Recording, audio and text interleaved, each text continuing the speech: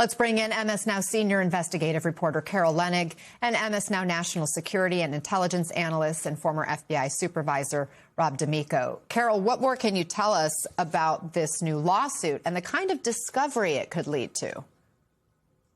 Yes, it's really interesting to me. Kash Patel has threatened to sue many people, including me and my colleagues here at MS Now. He's threatened to take legal action many times. He's sent these kinds of letters that warn you that if you publish XYZ, there could be problems, or after you publish something, they send you letters telling you to preserve certain information so they could prepare for a possible lawsuit.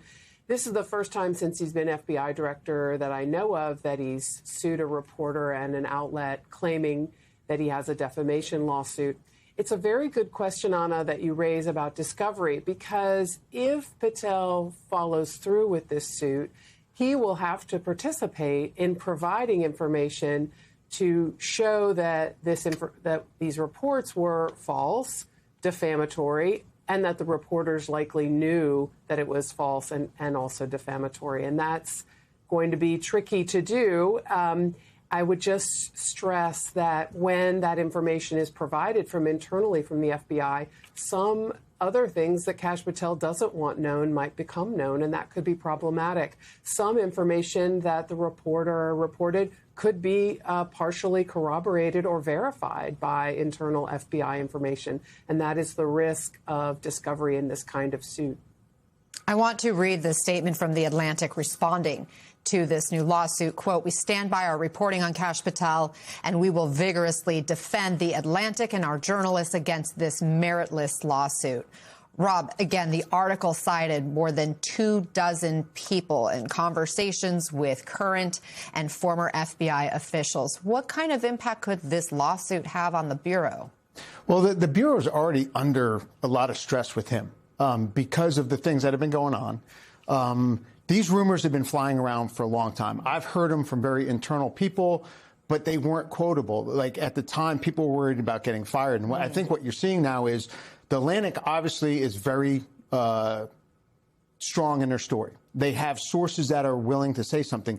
And the fact that he's doing it more and in public places, they can bring others in to testify in that. But also, the FBI folks that are around him, his security detail and his other people, when they get put in, if it comes down to discovery and they get sworn to testify, they are not going to lie under oath. They're going to say things. Also, their texts between each other. If they had to supposedly break down a doorway to get in there to get him to a meeting, that's somewhere in communications. That's on text. That's an email. Something transpired, then that's all discoverable. But the tactic of suing is just, it's like we have a saying in interrogations, deny everything and make counter accusations. And that's kind of what you see with the Trump thing is they threaten to sue because they know people don't want to get that. And it's the first time he's doing it. But he also realized, I think, with Trump, he does not like drinking. And these rumors and that hockey video of him drinking, I think he, like when he couldn't log in, thought he got fired.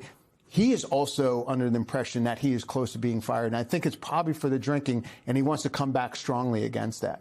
And Carol, can you just lay out more of the reporting? What do we know about this alleged behavior that is apparently sparking concern?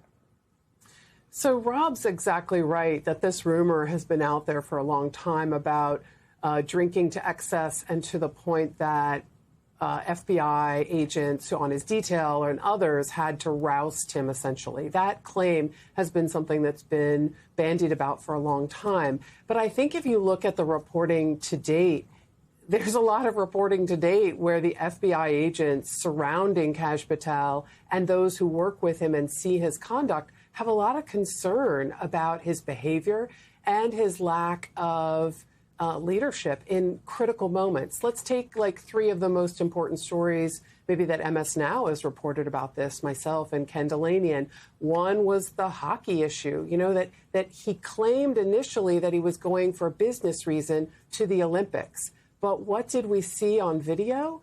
Kash Patel, an FBI director, sloshing beer, throwing it in the air, appearing to be under the influence, and also obviously not there for a business purpose, as he claimed. I remember when we wrote that story, we were threatened by the FBI and told that this was inaccurate.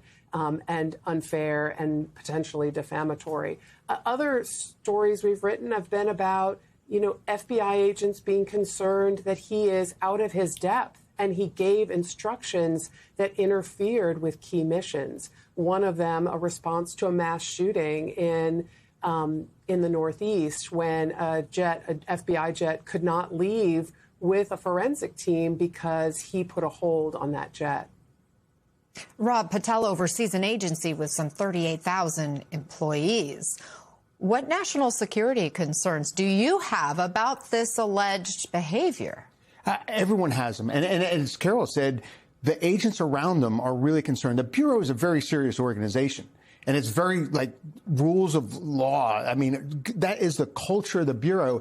And they see the director out there doing things. His nickname, Make-A-Wish, that he uses his position for his private jets. He said the only reason he gets to fly privately is because he's director, and he goes out on these boondoggles, the hockey things up in. He took the 757, which is a jet on standby for the National Nuclear Response and the Hostage Rescue Team, and he took it up to Long Island to go to a hockey game. Again, when that jet goes somewhere, other people have to go because they have to be tied to that jet. So you're taking national security in lieu of a personal trip to go see, the hockey things. You can always make an excuse, and that's what the Bureau's seeing, and they are very, very concerned, the people that have been securing the country for a long time.